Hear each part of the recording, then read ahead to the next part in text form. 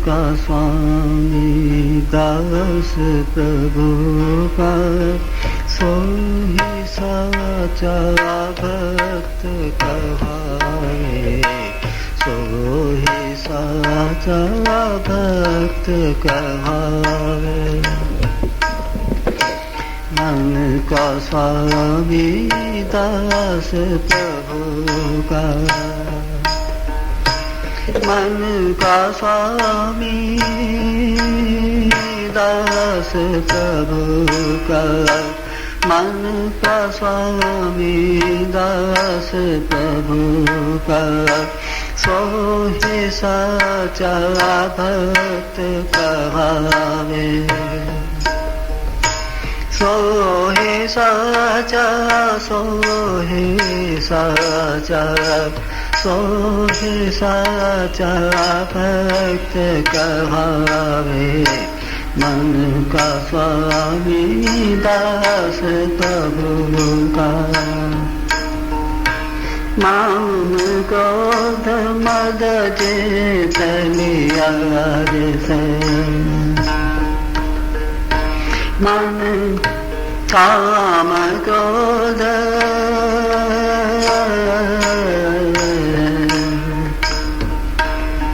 काम क्रोध मद जेत लिया जैसे, मेरा पुरुष वो भक्त कहाए, मेरा पुरुष वो भक्त कहाए।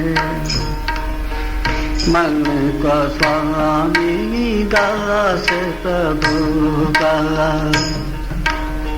मन का स्वामी, मन का स्वामी, मन का स्वामी, मन का स्वामी, मन का स्वामी दास प्रभु का, सोही साचा भक्त कहाए। निरभिमानी निरासक्त हो, निरभिमानी निरासक्त हो, सेवा समझ कर्म कमाए, सेवा समझ कर्म कमाए, सहज पाए,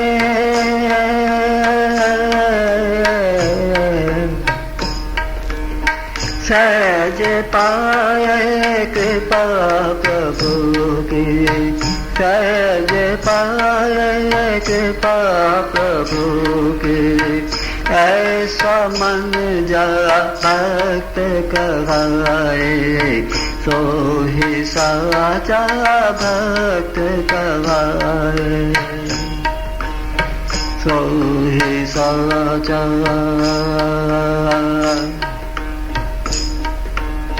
सोही साचा, सोही साचा, सोही साचा भक्त कहाए, सोही साचा भक्त कहाए। सुख वैभव सब राख समाना, सुख वैभव सब राख समाना, हृदय छाया प्रेम प्रभु का, हृदय छाया प्रेम प्रभु का, एक लक्ष्य हो एको दृष्टि, एक लक्ष्य हो एको दृष्टि, मानव ऐसा भक्त कहाए, सोही साचा भक्त कहाए, सोही साचा भक्त कहाए, सोही साचा भक्त कहाए। मन का स्वामी दास प्रभु का, मन का स्वामी दास प्रभु का, सोहे साचा भक्त कहाए। मन वाणी सब साचे करनी, मन वाणी सब साचे करनी, मन वाणी सब, मन वाणी सब साचे करनी, साचा उठन बैठन ताका, साचा उठन बैठन ताका, झूठ का कोई काम न ताको, झूठ का कोई काम न ताको, सत्य हृदय भक्त कहाए, सोई साचा भक्त कहाए। सोहे साचा, सोहे साचा, सोहे साचा, सोहे साचा, सोहे साचा भक्त कहाए, सोहे साचा भक्त कहाए। तीर्थ शिवो मेरे गुरुदेवा, तीर्थ शिवो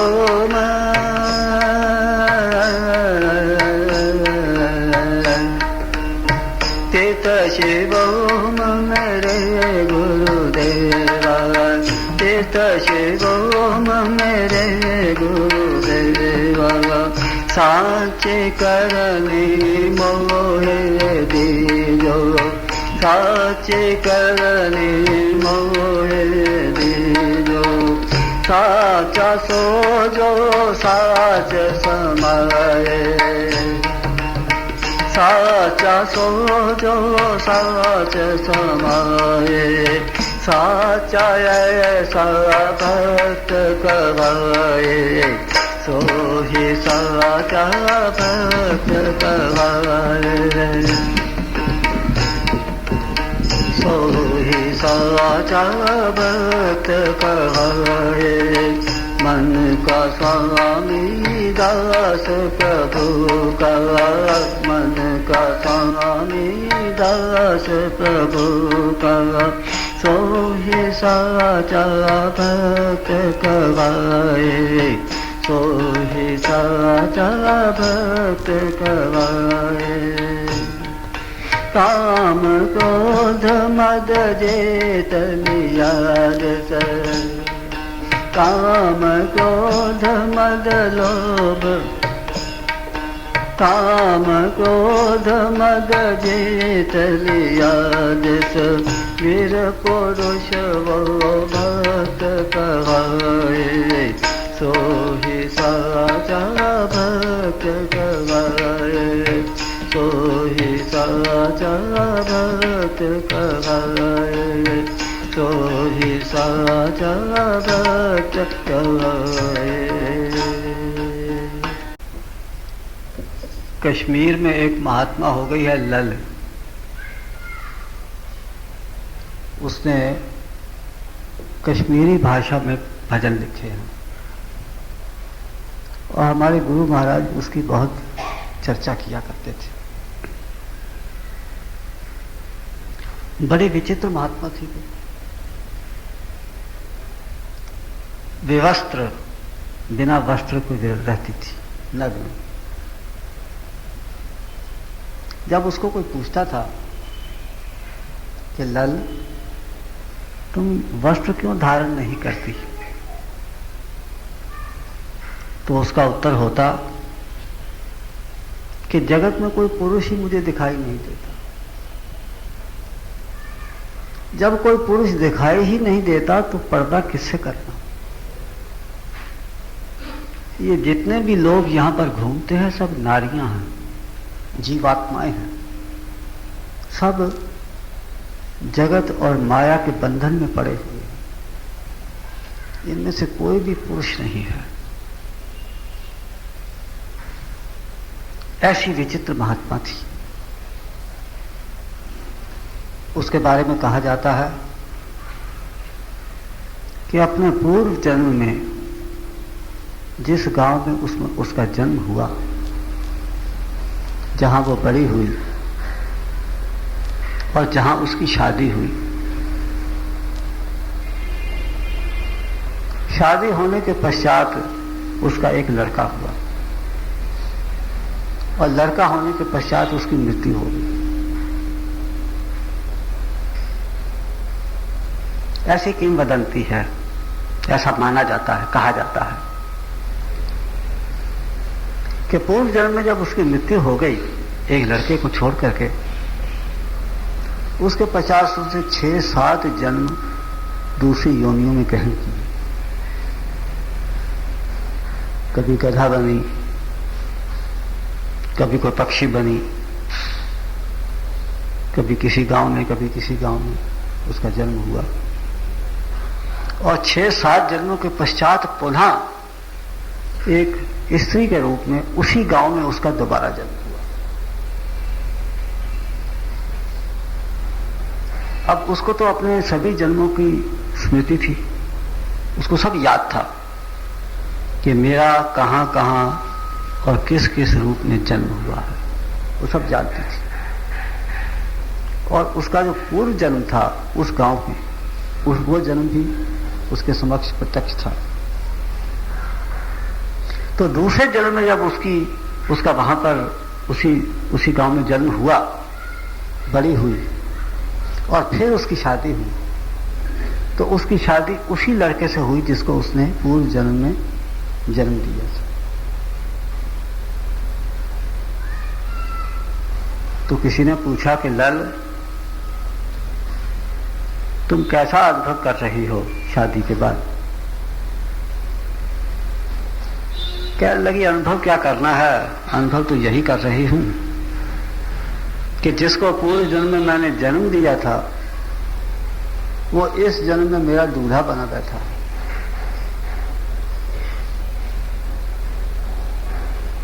हमारे कई जन्म व्यतीत हो गए हैं, कभी हम किसी की पत्नी बने और फिर किसी जन्म में उसी के पति बने। जो आज के जन्म में हमारी माता है, कई जन्मों में वो हमारी संतान रही है। कर्म गति बड़ी विचित्र है, इसको जितना भी कुरेदा जाए, जितना भी समझा जाए, ये उलझती ही चली जाती है। तो जब संत ये कहते हैं कि सब रिश्ते नाते सब केवल माने हुए, हम मान लेते हैं किसी को माता, किसी को पिता, किसी को भाई, किसी को पत्नी, किसी को पति, किसी को मित्र और किसी को शत्रु, किसी को अपना और किसी को पराया, ये सब मान लेते हैं। यदि देखा जाए तो वास्तव में कोई किसी का कुछ भी नहीं। समय बदलने के साथ और शरीर बदलने के साथ सब रिश्ते नाते बदल जाते हैं।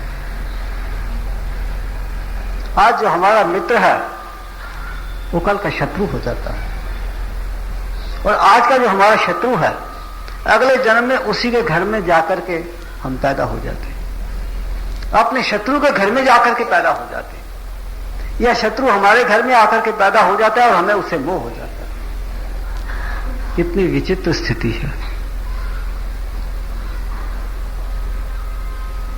इसीलिए कहा, लाल ने कहा कि जो अपने मन का स्वामी है किंतु भगवान का सेवक है, वही सच्चा भक्त है। थोड़े से शब्दों में कितनी बड़ी बात कह दी है लल। मन का स्वामी दास प्रभु का, सो ही साचा भक्त कहा है।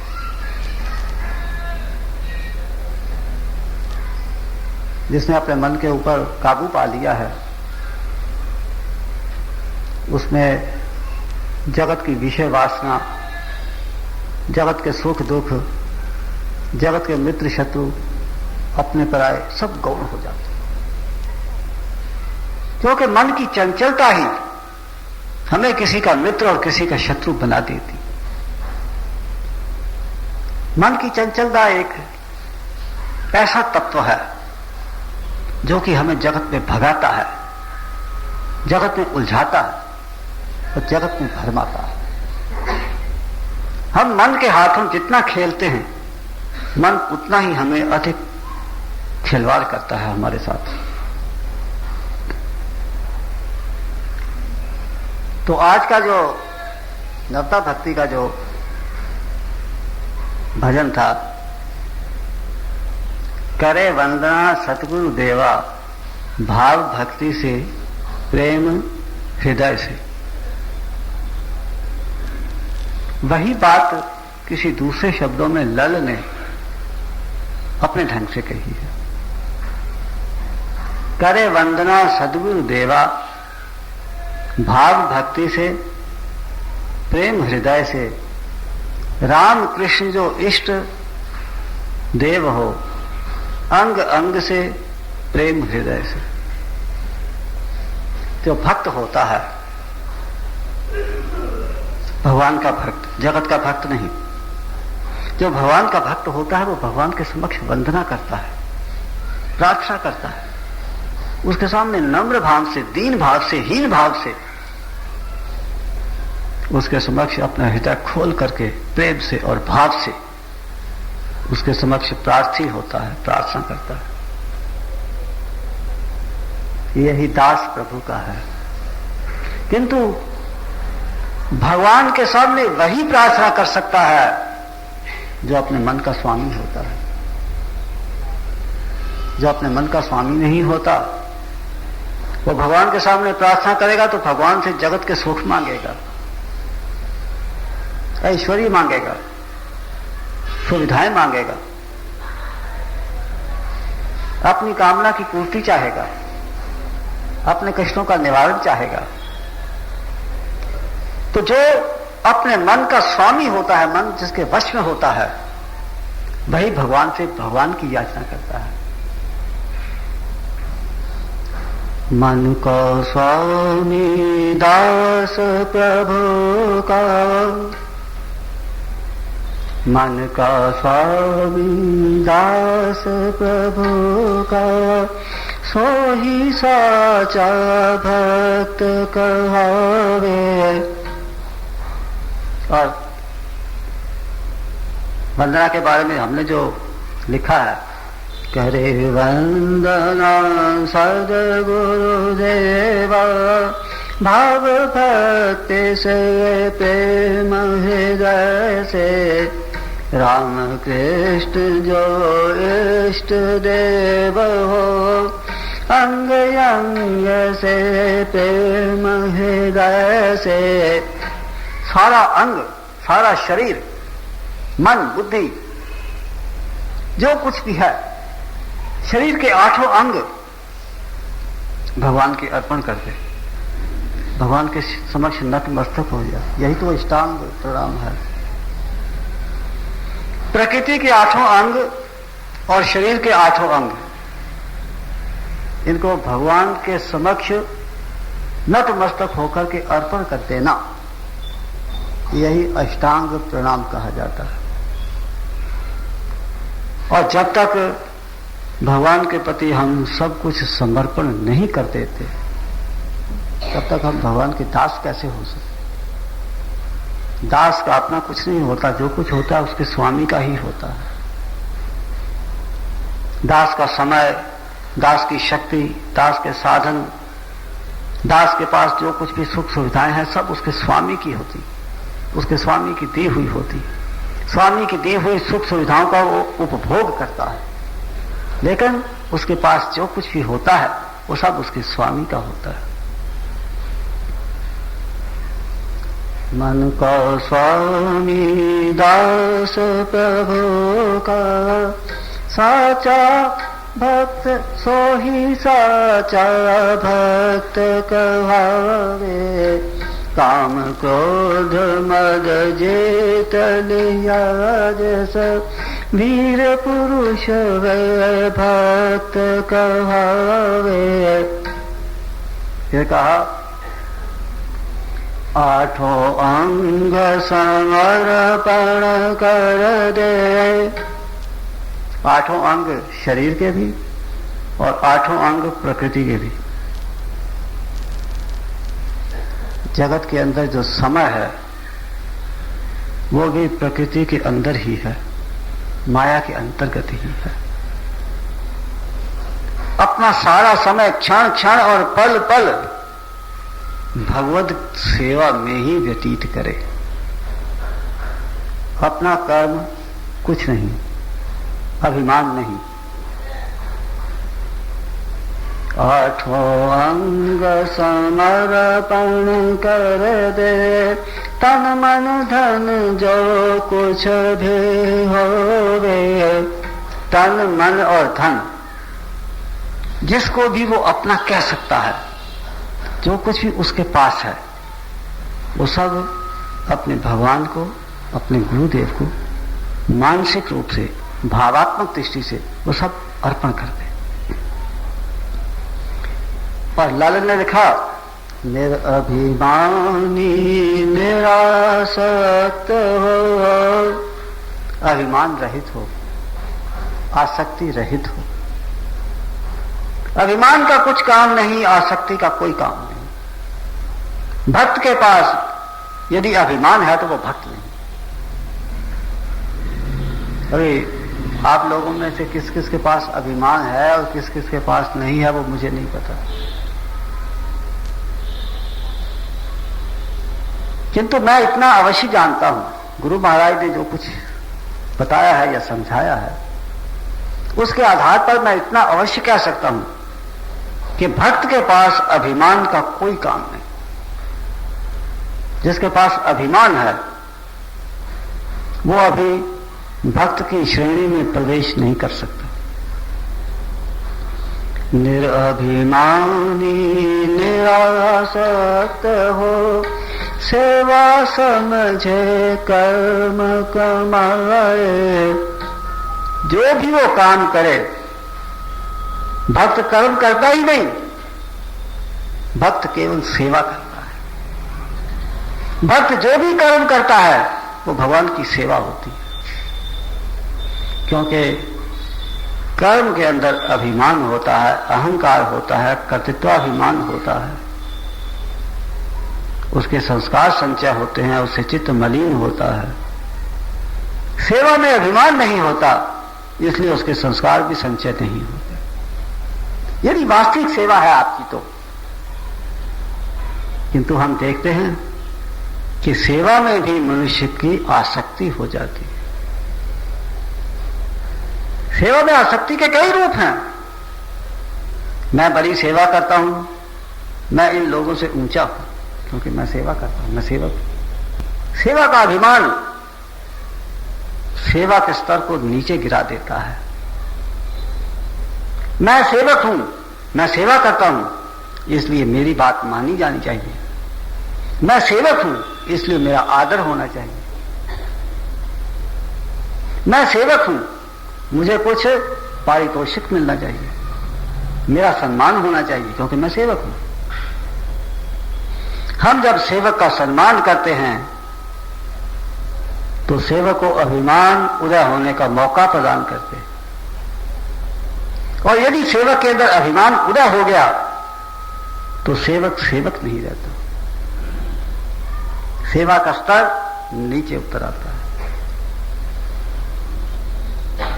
मेरे अभिमानी निरासक्त हो, सेवा समझे कर्म कमाए। सहजे पाए कृपा प्रभु के, वो सहज ही प्रभु की कृपा प्राप्त कर लेता है। ये तो लिख तो दिया कि सहज ही प्रभु की कृपा प्राप्त कर लेता है, अर्थात प्रभु की कृपा प्राप्त करने के लिए उसे कोई परिश्रम नहीं करना पड़ता, उसकी सेवा ही उसको प्रभु की कृपा प्राप्त करवा देती है। किंतु सेवा करना बहुत कठिन है। और यदि सच पूछा जाए तो जितने भी साधन हैं, सबसे कठिन साधन सेवा है। क्योंकि जितना आप अधिक सेवा करेंगे उतना जगत आपके सिर में अधिक राख डालेगा, आपको बदनाम करेगा, आपके नाम धरेगा। जितना आप अधिक सेवा करोगे लोग आपको बुद्धू समझेंगे, आपको सीधा साधा समझेंगे और आपकी सेवा का लाभ उठाने का प्रयत्न करेंगे, उसका दुरुपयोग होगा। तो सेवा करना और इस प्रकार से सेवा करना कि अपना मन आपके काबू में रहे, आपके मन में कहीं अभिमान नहीं आ जाए, आप कहीं जगत के हाथों में खेल नहीं जाओ, जो आप नहीं करना चाहते वो कर जाओ।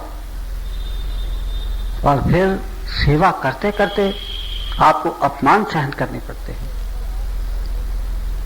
पग पग पे ऊपर आपको ठोकरें लगती हैं। सबसे सेवा धर्म कठोरा। जितने भी साधन है सबसे अधिक कठोर, सबसे सख्त, सबसे कठिन सेवा धर्म। सहजे पाए कृपा प्रभु के। यदि इस परीक्षा में से वो उत्तीर्ण हो जाता है तो फिर प्रभु की कृपा प्राप्त करने के लिए कोई उसे अलग से परीक्षा नहीं देनी पड़ती, फिर तो वो सहज ही प्रभु की कृपा को प्राप्त कर लेता है। निरभिमानी निरासक्त हो, कर्म का सेवा समझे, कर्म कमाए, सहज पाए कृपा प्रभु के। ऐसा मन जा भक्त कहाए। जिसका ऐसा मन है वही भक्त कहा जाता है। आठों अंग समर्पण कर दे, तन मन धन जो कुछ भी होवे, राखेगा वही श्री चरणों में। जो मन का अभिमान है वो भी भगवान के चरणों में अर्पित कर दे। मन का गर्व अर्थात मन का अभिमान, अहंकार सबसे अंत में जाता है। मन के जितने भी विकार हैं, काम, क्रोध, लोभ इत्यादि, ये पहले समाप्त होते हैं। अहंकार अंत तक बचा रहता है और अहंकार सबसे अंत में जाकर के समाप्त होता है। तो जिस भक्त ने काम, क्रोध, लोभ, मद, मत्सर, ईर्ष्या, द्वेष, स्वार्थ इत्यादि सबको समाप्त कर दिया है, केवल उसका अहंकार बचा है, उस अहंकार को भी वो भगवान के चरणों में अर्पण कर दे। अपन राखे गर्व श्री चरणों में, जो कुछ अंतर प्रेम हृदय से। जो कुछ भी उसके अंतर में है, अच्छे भाव हैं, बुरे भाव हैं, शुभ अशुभ, जो कुछ भी उसके अंदर है सब भगवान के अर्पण करता चला जाए। अंत में आकर के वो अपना गर्व, अपना अभिमान, अहंकार भी भगवान के अर्पण कर दे। उसको जो प्रेम से ऐसा करता है, अपने हृदय में प्रेम का भाव रखते हुए, प्रेम से गदगद होकर के, नेत्रों से अश्रुपूर्ण प्रभु के चरणों में अपना सर्वस्व होम देता है, अर्पण कर देता है। अहंकार गलित हो जावे, जब माथा चरणों के माए। जब आप अपने गुरुदेव को प्रणाम करते हैं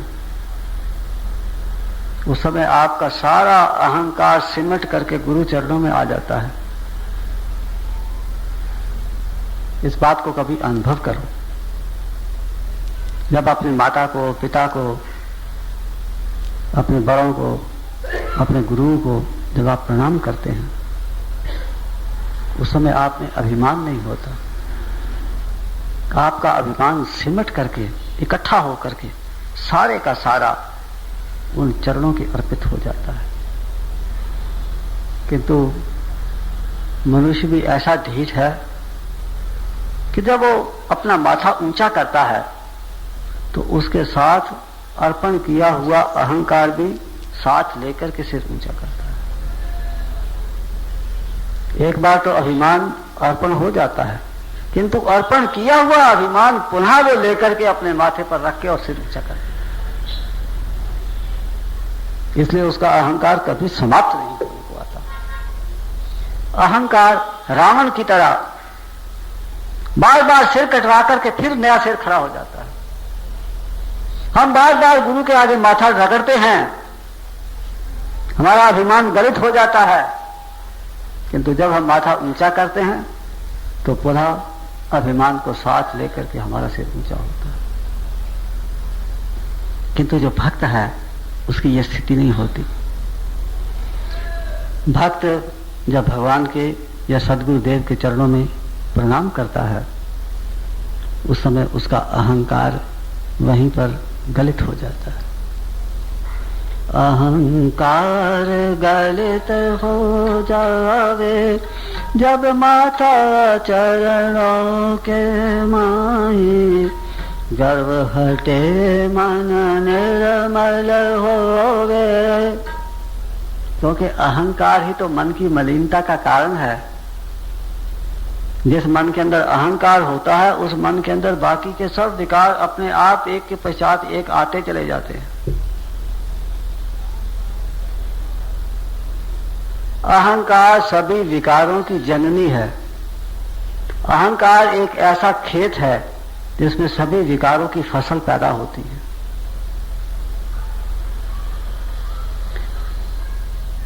तो जब भक्त का अहंकार श्री गुरु चरणों के अर्पित हो जाता है, भगवान के चरणों के अर्पित हो जाता है, फिर गर्व के हटने के पश्चात उसका मन निर्मल हो जाता है, विकार रहित हो जाता है, उसके सब संस्कार जल जाते हैं। गर्व हटे मन निर्मल होवे, नाम हरि गुण प्रेम हृदय से। फिर वो हृदय में प्रेम भर करके हरि नाम का गुणगान करता है।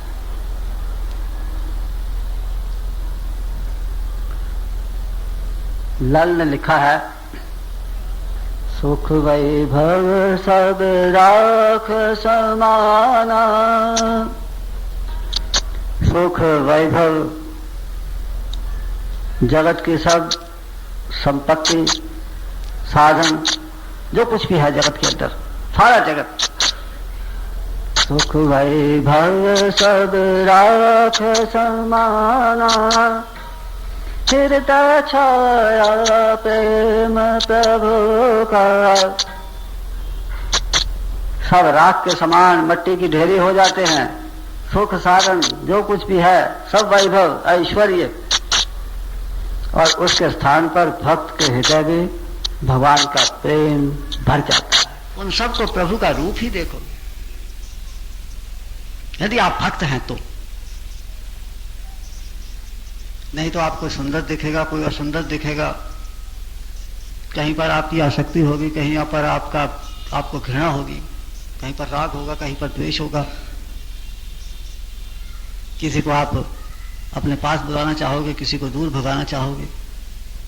यदि आप भक्त नहीं हैं तो आपके चित्त की अवस्था ऐसी रही, और यदि आप भक्त हैं तो सारे जगत के अंदर आप भगवान को ही फैला हुआ देखोगे, क्योंकि आपके हृदय के अंदर भगवान है, भगवान का प्रेम है। इसलिए जगत के अंदर भी आपको जगत का वास्तविक स्वरूप, चैतन्य स्वरूप, भगवान की लीला ही आपको सर्वत्र अनुभव होगी, दिखाई देगी। सुख वैभव सब राख समाना, हृदय छाया प्रेम प्रभु का।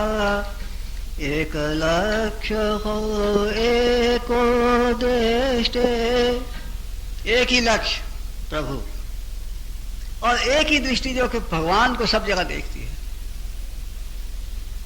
किसी पेड़ को देखती है, किसी पर्वत को देखती है, किसी नदी को देखती है, किसी रूप को देखती है, किसी धन वैभव को देखती है, कुछ भी देखे, किंतु वो सब में प्रभु को ही समाया हुआ देखती है। एको लक्ष्य, एक ही दृष्टि। मानव ऐसा भक्त कहा है। ऐसा जो मानव है उसी को भक्त कहा जाता है। मन वाणी सब साचे करने, मन और वाणी से वो जो कुछ भी करता है सब सच्चा करता है, झूठ नहीं करता। वो जो कुछ कहता है वो सत्य होता है। जो कुछ देखता है वो जगत के नाम रूपात्मक स्वरूप को नहीं देखता, उनके पीछे छुपा हुआ उनका जो आधार है नित्य तत्व चैतन्य, उसको देखता है। इसलिए उसकी जो वाणी होती है वो वाणी भी वो स्वयं नहीं बोलता, वो प्रभु को अपने संस्कारों के आधार पर उसके मुख के माध्यम से वाणी उच्चरित करता हुआ अनुभव करता है। और भगवत शक्ति सत्य है, भगवत शक्ति नित्य है। इसलिए भक्त अपनी वाणी से, अपने कर्म से जो कुछ भी करता है, जो कुछ भी बोलता है, जो कुछ भी देखता है, वो सब सत्य होता है। मन वाणी सब साचे करने, साचा उठन बैठन ताका। उठना और बैठना अर्थात वो जो कुछ भी करता है, उसका सोना, उसका जागना, उसका कहीं आना जाना, सब सत्य के आधार पर होता है। अर्थात वो सोता है तो ऐसा अनुभव करता है कि भगवत शक्ति की एक क्रिया निद्रा के रूप में प्रकट हुई है। भगवत शक्ति की एक क्रिया उसके पांव के माध्यम से चलने की क्रिया कर रही है, उसको बिठा रही है, उसको खड़ा कर रही है, उसको लिटा रही है, उसको बुलवा रही है। वो सब सत्य के ऊपर आधारित होकर के सब करता है, देखता है, बोलता है। झूठ का कोई काम न ताको। झूठ क्या है? माया झूठ है। और माया क्या है? जिसका कोई अस्तित्व नहीं हो, कोई तो दिखाई दे, अर्थात झूठ। उसके अंदर, भक्त के अंदर झूठ का कोई काम नहीं, क्योंकि उसके सारे कर्मों का आधार सत्य स्वरूपी चैतन्य ही होता है। मन वाणी सब साची करने, साचा उठन बैठन ताका। झूठ का कोई काम न ताको, सत्य हृदय ही भक्त कहाए। जिसके हृदय के अंदर सत्य स्वरूप चैतन्य प्रकाशित और प्रकट हो चुका है, वही सच्चा भक्त कहा जाता है। जिसके हृदय के अंदर माया है, झूठ है, उसको सच्चा भक्त कैसे कह सकते? तो सच्चा भक्त वही है जिसके हृदय के अंदर सत्य प्रकट और प्रकाशित है, जिसके उठने में, बैठने में, चलने में, बोलने में, खाने में, पीने में, देखने में उसको सत्य के अतिरिक्त और कुछ दिखाई देता ही नहीं। जगत का जो झूठा नाम रूपात्मक स्वरूप है वो तो उसको गौण दिखाई देता है।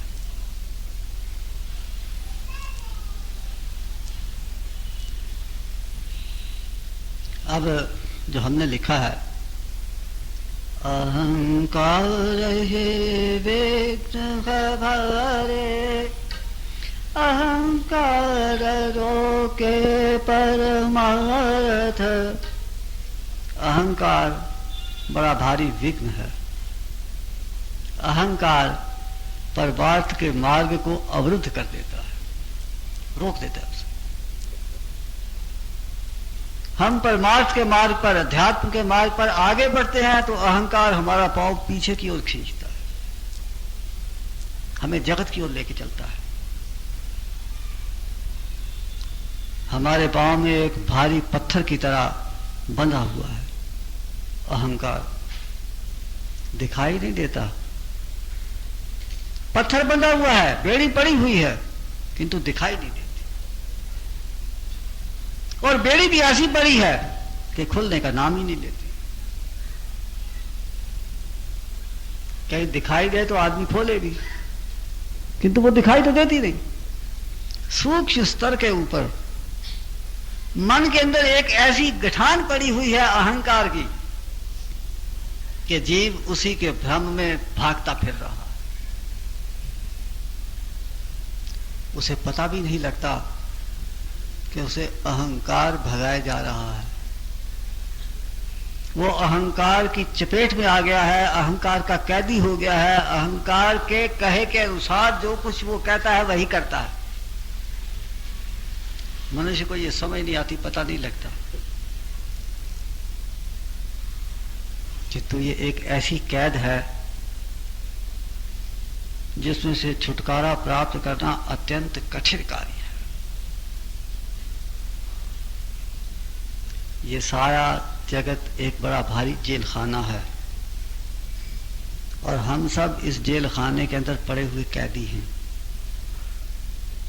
और इस जेल खाने के अंदर जो हमारा संबंध है जेल खाने के साथ, वो अहंकार रूपी गठान के कारण, भ्रम के कारण है। जितना किसी मनुष्य के चित्त में अहंकार अधिक होता है उतनी उसको लंबी सजा होती है, उतनी उसकी श्रेणी जो है वो सी क्लास हो जाती है, उतने उसको कष्ट अधिक होते हैं, उतना उसको दुख, जगत अधिक दुख देता है। जगत सुख दुख कुछ नहीं देता, सुख दुख देता है अपने मन के संस्कार। अपने मन के संस्कार ही जगत में सुख दुख के रूप में हमारे समक्ष प्रकट होते हैं, अनुकूलता और प्रतिकूलता के रूप में प्रकट होते हैं, मान और सम्मान अपमान के रूप में प्रकट होते हैं। ये सब अपने मन के संस्कार। जो इस बात को समझ लेता है कि जितने भी सुख दुख मुझे प्राप्त होते हैं वो अपने संस्कारों के कारण हैं। कोई मनुष्य, कोई पदार्थ, कोई परिस्थिति, कोई दृश्य उसमें कारण नहीं। ये केवल माध्यम है, कारण अपने संस्कार। तो भक्त इस बात को समझता है और समझ करके उसका व्यवहार एकदम बदल जाता है। धीरे धीरे करके अपनी सहन शक्ति के माध्यम से वो सुख दुख को भोग करके और अपने संस्कारों को समाप्त करता चला जाता है और अंत में जाकर के केवल मात्र अहंकार उसके अंदर शेष बच जाता है।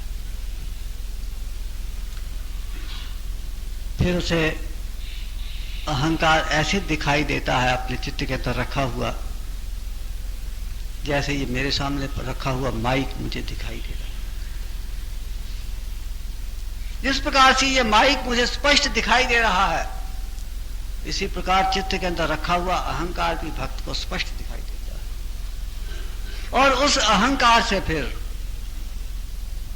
पीछा छुड़ाने की उसके मन के अंदर उत्कंठा होती है और उस अहंकार को वो प्रभु चरणों के अर्पित कर देता है। किंतु कैसे? प्रेम हृदय से। अपने हृदय के अंदर भगवान के प्रति अपार प्रेम को भरकर वो अपने को भगवान के चरणों में चढ़ा देता है। अहंकार से विघ्न है भारे, अहंकार रोके परमार्थ, अहंकार ही जगत बना है। जगत क्या है? आपका अहंकार है।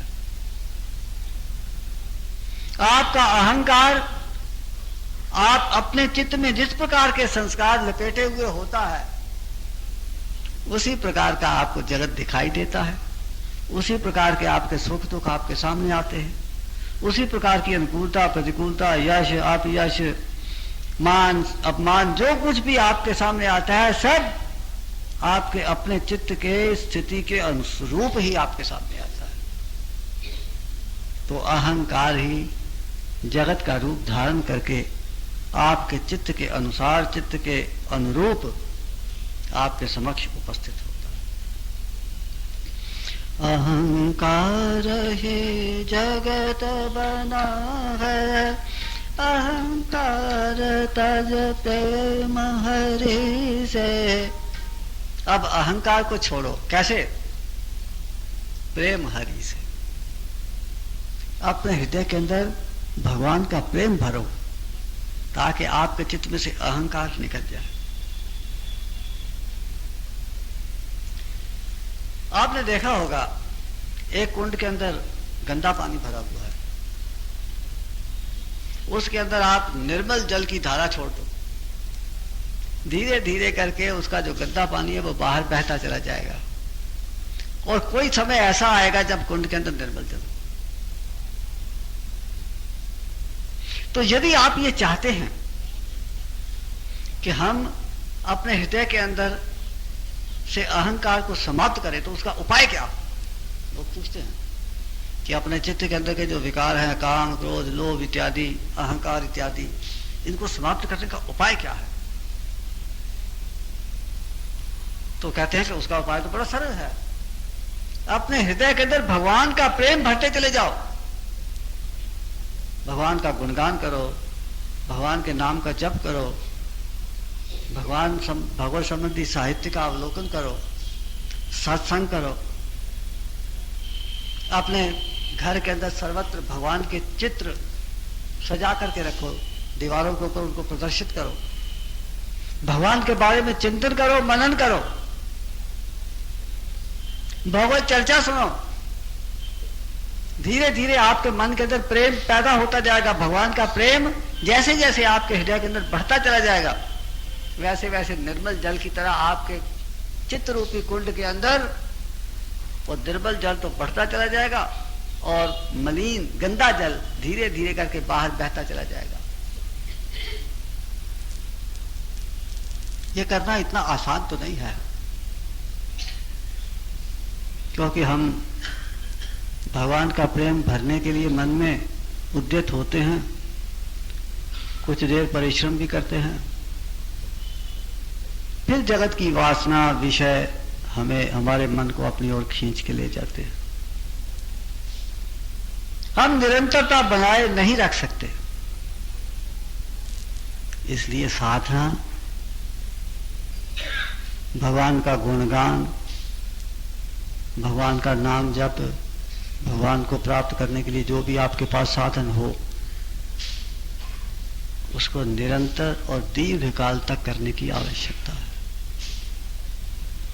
सतु दीर्घ काल निरंतर सत्कार सेवितो दृढ़। योग दर्शन ने कहा कि एक तो लंबे समय तक, दीर्घ काल तक, और दूसरे तैल धारावत निरंतर, जिस प्रकार से तेल की धारा बंधी हुई नीचे गिरती है। जल की धारा नहीं कहा, क्योंकि जल की धारा फट करके टूट करके नीचे गिरती है। तेल की धारा बंधी हुई डोरी की तरह ऊपर से नीचे तक गिरती है। तो जिस प्रकार से तेल की धारा बंधी हुई ऊपर से लेकर के नीचे भूमि तक गिरती चली जाती है, इसी प्रकार से आपकी साधना भी निरंतर चलती रहे, और फिर सत्कार सेविता, श्रद्धा पूर्वक, प्रेम पूर्वक, सत्कार पूर्वक, निरंतर और दीर्घ काल तक साधना करने पर आपकी साधना दृढ़ भूमि होगी, पक्की बुनियाद होगी, पक्की बुनियाद के ऊपर महल खड़ा होगा। तो यहां कहा अहंकार हे विघ्न भारे, अहंकार रोके परमार्थ, अहंकार ही जगत बना है, अहंकार ताज। कैसे? प्रेम हरि से। अपने हृदय के अंदर हरि का प्रेम भरते चले जाओ, निरंतर भरते चले जाओ। धीरे धीरे करके आपके चित्त के अंदर का, चित्त रूपी कुंड के अंदर का गंदा पानी बहता चला जाएगा, उसके साथ कुछ निर्मल जल भी निकलता जाएगा, किंतु अंत में कुंड के अंदर निर्मल जल रह जाएगा और गंदा पानी सब बाहर निकल जाएगा।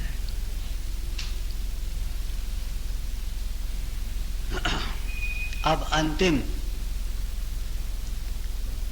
दोनों तरफ दो दो पंक्तियां रह गई। तीर्थ शिवोम करे जो नमना, छोटा होए बड़प्पन पावे। जो नम्न करता है, नीचे होता है, वो अपने अहंकार को गुरु चरणों में, भगवत चरणों में अर्पण कर देता है। और जितना वो अहंकार को अर्पण करता चला जाता है, उतना वो बड़ा बनता चला जाता है। वास्तव में अभिमान हमको बड़ा नहीं बनाता, छोटा बनाता है। जितना हमारे अंदर अहंकार अधिक होगा, उतने हम छोटे होते जाएंगे, उतने हम सीमा में आते जाएंगे। जितना अधिक हम सीमा के अंदर आएंगे, उतने हम सीमा के अंदर बंधते चले जाएंगे। और जितना हम अहंकार का त्याग करते जाएंगे, उतने हम असीम, अनंत होते चले जाएंगे। तो जो छोटा होता है, अर्थात जो सीमा के अंदर होता है, जो अहंकार युक्त होता है, वो अहंकार का त्याग करने पर उतना बड़ा हो जाता है, अनंत हो जाता है, असीम हो जाता है। तीर्थ शिवोम करे जो नमना, जो वंदन करता है, प्रार्थना करता है, नमन करता है, गुरु चरणों पर अपना शीश रखता है, भगवान के समक्ष नतमस्तक होता है, वो छोटा होता हुआ भी धीरे धीरे करके बड़ा बनता चला जाता है। अर्थात उसके चित्त के अंदर के सब विकार निर्बल होते जाते हैं। काम क्रोध अभिमान तजेव, काम क्रोध और अभिमान को वो छोड़ देता है। वो छोड़ देता है ऐसा नहीं, काम क्रोध और अभिमान उसके छूटते चले जाते हैं। काम क्रोध और अभिमान ऐसे हैं कि छोड़ने पर नहीं छूटते, ये तो अपने आप छूटते हैं। आप इनको जितना छोड़ना चाहोगे, उतना ही आपको कस के पकड़ेंगे, और जितना आप भगवान को पकड़ोगे, उतना ही आपको छोड़ते चले जाएंगे।